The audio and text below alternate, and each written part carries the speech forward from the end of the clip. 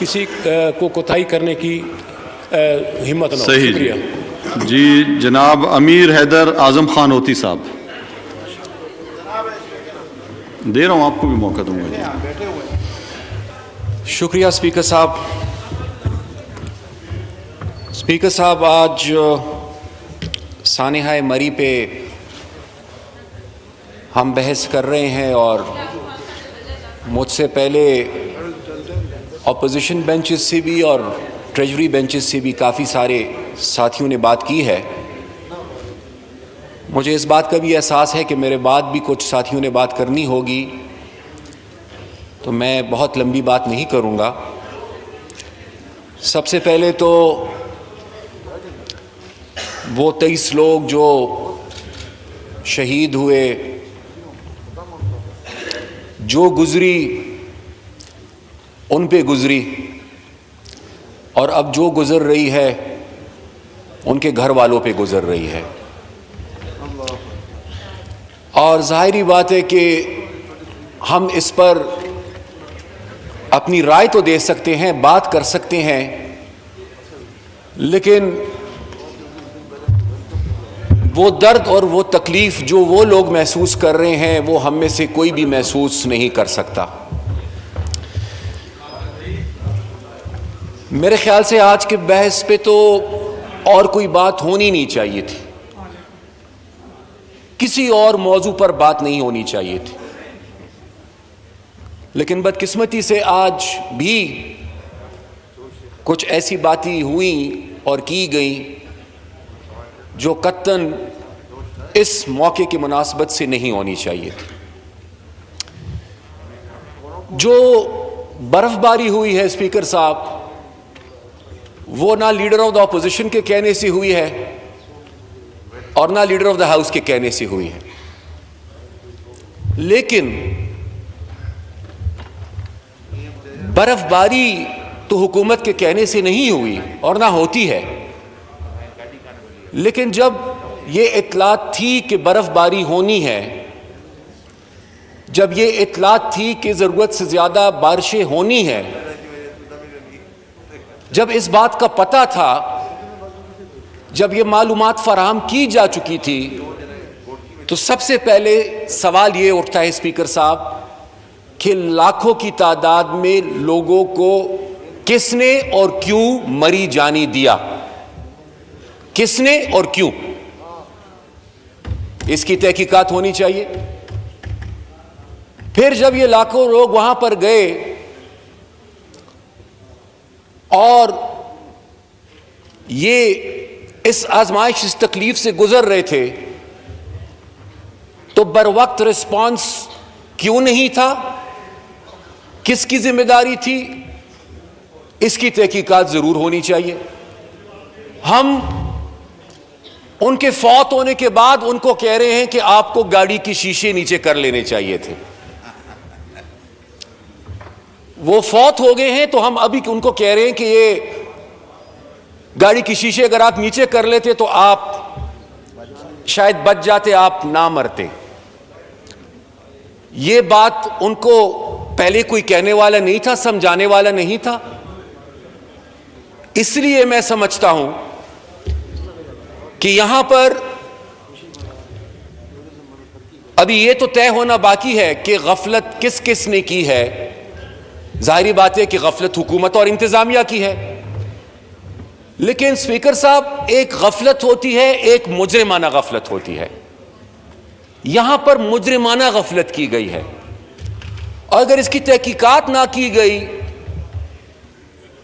और आइंदा के लिए इससे कुछ सीखा नहीं गया और जिनकी गलती है उनको अगर सजाई नहीं दी गई, तो कल को यह वाकया किसी भी जगह हो सकता है स्पीकर साहब, किसी भी हिल स्टेशन पे यह वाकया हो सकता है, कहीं पर भी हो सकता है। इससे पहले भी बर्फबारी होती रही है, कोई पहली बार बर्फबारी मरी में नहीं हुई। यहां पर तो गिला यह हो रहा था कि जी चीफ मिनिस्टर मरी नहीं गए। चीफ मिनिस्टर को तो छोड़े, ये पूछे कि कमिश्नर पिंडी ये सब कुछ होने से पहले मरी गए थे, उन्होंने कोई मीटिंग पहले रखी थी, डिप्टी कमिश्नर गए थे। अब यहां पर तो मैं ये तवक्को कर रहा था कि जब फवाद चौधरी साहब उठे थे तो वो ये कहेंगे कि बिल्कुल हमें हमदर्दी है, हमें अफसोस है और तहकीकात होनी चाहिए। जब वजीर आजम खुद ये कह रहे हैं कि इंतजामी गफलत है, तो फिर इसको यहां पर वजीर क्यों नहीं मान रहे? और अगर इंतजामी गफलत है स्पीकर साहब, तो इंतजामी गफलत की तहकीकात फिर क्या इंतजामिया खुद करेगी? जब गफलत ही उनकी है तो वो कैसे तहकीकात करेंगे और वो तहकीकात फिर कैसी ट्रांसपेरेंट होंगी? इसीलिए मेरे ख्याल से ये मुनासिब मुतालबा है और कोई इसका हल ही नहीं है कि इसकी अदालती तहकीकात होनी चाहिए। और अगर मेरे कुछ साथियों को, कलीग्स को इस पे एतराज है कि नहीं जी जुडिशल कमीशंस का तजुर्बा हमारा अच्छा नहीं रहा, तो बिस्मिल्लाह कर स्पीकर साहब, आप रूलिंग दे दें, ऑपोजिशन और गवर्नमेंट की एक हाउस कमेटी इसके लिए स्पेशल कॉन्स्टिट्यूट कर दें,